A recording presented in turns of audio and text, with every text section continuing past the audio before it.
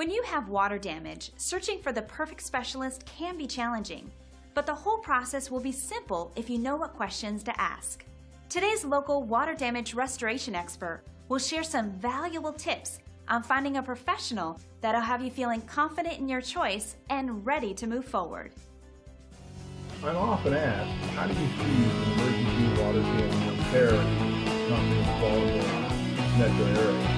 When does the time should ever arrive when you find yourself experiencing a home or business flood water leak? Call Baltimore's water damage repair professional a day. In most cases, the technician will be on site within an hour. Certified to the ICRC and recognizes the WRT water restoration certified restoration technician that will provide the proper evaluation of practice for the drying techniques.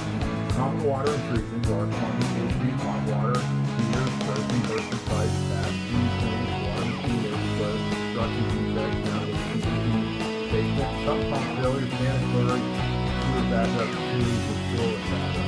Process begins with first responding quickly with listener pressure, microorganisms, multiple rapid triggers, possible structural determination as well as serious threats and health problems for occupants in the home. Water classifications or for categories can change in less than 3 days time responding to it correctly.